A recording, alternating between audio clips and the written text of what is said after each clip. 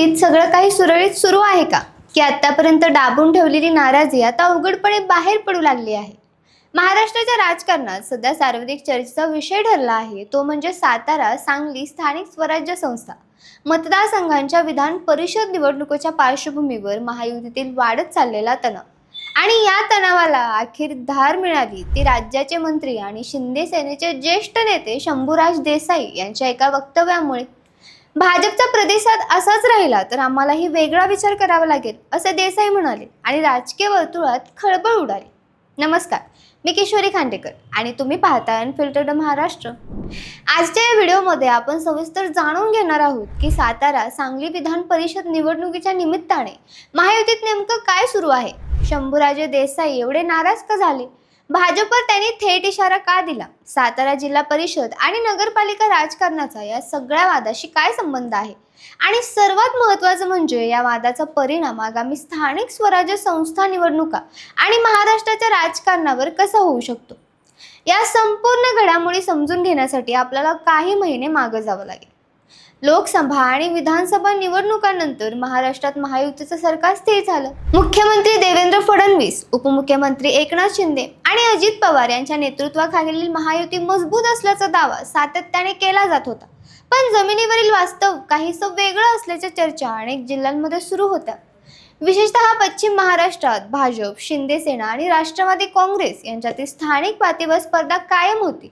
विधानसभा निवडणुकीत एकत्र लढलेल्या पक्षांचे स्थानिक नेते मात्र अनेक ठिकाणी एकमेकांविरुद्ध राजकीय संघर्ष करत होते.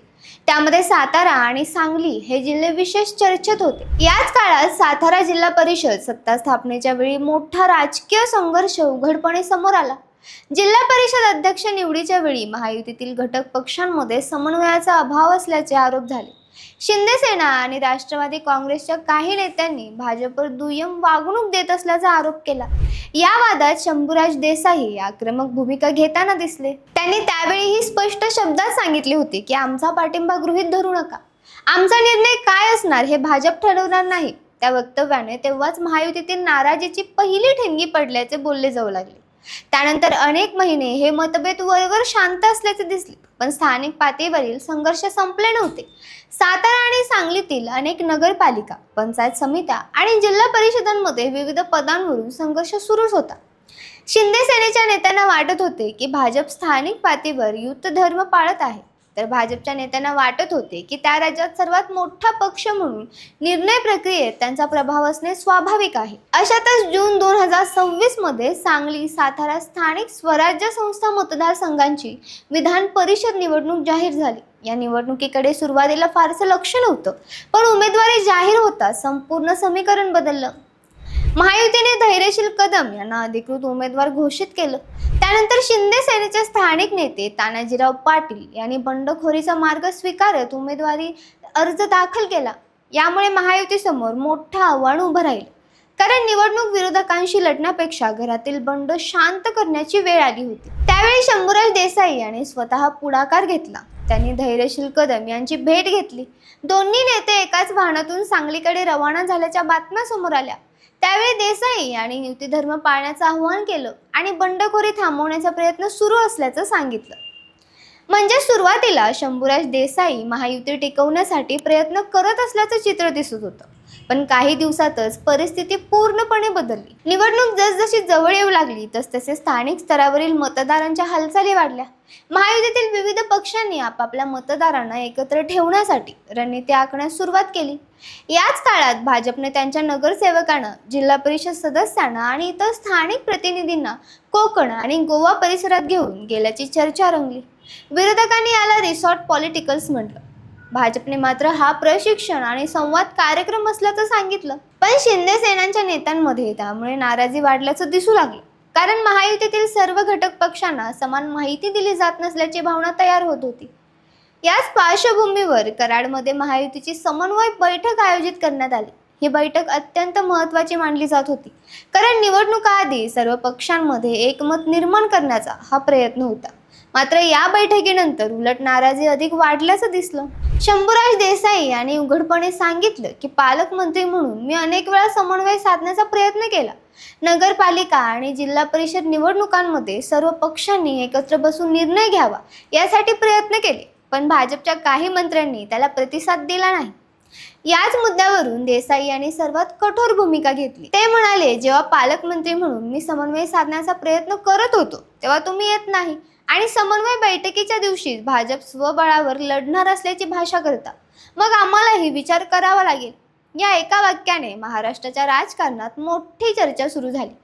कारण हा फक्त नाराजीचा सूर नव्हता, हा थेट राजकीय इशारा होता. विशेष म्हणजे शंभूराज देसाई हे एकनाथ शिंदे यांचे विश्वासू सहकारी मानले जातात. त्यामुळे त्यांच्या वक्तव्याकडे केवळ वैयक्तिक प्रतिक्रिया म्हणून पाहिलं गेलं नाही, तर शिंदे सेनेतील वाढत्या अस्वस्थतेचं प्रतिबिंब म्हणून पाहिलं गेलं. राजकीय विश्लेषकांच्या मते या नाराजी मागे फक्त विधान परिषद निवडणूक नाही, तर मागील अनेक महिन्यांपासून साचलेली अस्वस्थता आहे. शिंदे सेनेतील अनेक नेत्यांना वाटतं की विधानसभा निवडणुकीनंतर भाजप अधिक आक्रमक झाला आहे. स्थानिक स्वराज्य संस्था, जिल्हा परिषद, नगरपालिका आणि सहकारी संस्थांमध्ये भाजप स्वतंत्र ताकद निर्माण करण्याचा प्रयत्न करत आहे. त्यामुळे युतीतील इतर घटक पक्षांना आपली राजकीय जागा कमी होत असल्याची भावना निर्माण झाली आहे. दुसरीकडे भाजपच्या नेत्यांचं म्हणणं आहे की पक्षाचा जनाधार वाढला आहे आणि त्यामुळे स्थानिक पातळीवर स्वबळाची तयारी करणे चुकीचं नाही. यामुळे दोन्ही बाजूंमध्ये आत्मविश्वास वाढताना दिसत आहे. आता प्रश्न असा आहे की या सगळ्याचा विधान परिषदेत निवडणुकीवर नेमका काय परिणाम होणार? सांगली, सातारा स्थानिक स्वराज्य संस्था मतदारसंघात मतदारांची संख्या मर्यादित असते, त्यामुळे प्रत्येक मत महत्त्वाचं ठरतं. अशा परिस्थितीत महायुतीतील नाराजी मतदानावर परिणाम करू शकते. क्रॉस वोटिंग किंवा निष्क्रिय मतदानाचा धोका निर्माण होऊ शकतो. याच कारणामुळे सर्व पक्षांचे वरिष्ठ नेते परिस्थितीवर लक्ष ठेवून आहेत.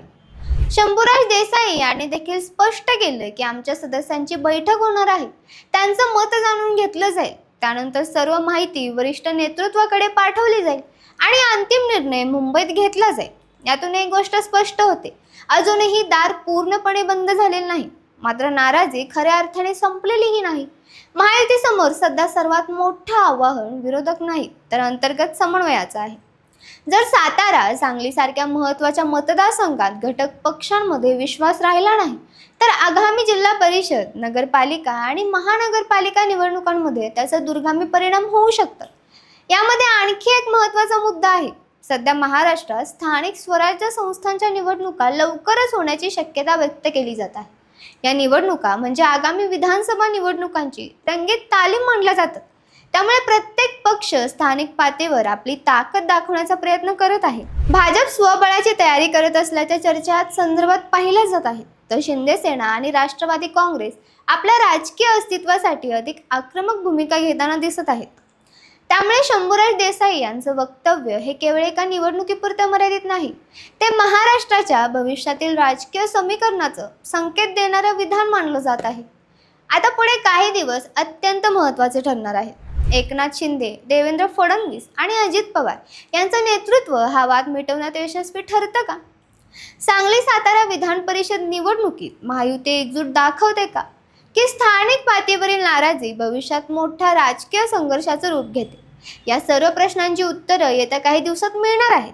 पण एक गोष्ट निश्चित आहे, सातारा, सांगली विधान परिषद निवडणूक ही आता केवळ एका जागेची निवडणूक राहिलेली नाही, ती महायुतीतील अंतर्गत संबंधांची, परस्पर विश्वासाची आणि भविष्यातील राजकीय दिशा ठरवणारी प्रतिष्ठेची लढाई बनली आहे. आणि म्हणूनच शंभूराज देसाई यांचा भाजपला दिलेला इशारा हा महाराष्ट्राच्या राजकारणात पुढील काही महिन्यांपर्यंत चर्चेचा विषय राहणार आहे. तुम्हाला काय वाटतं?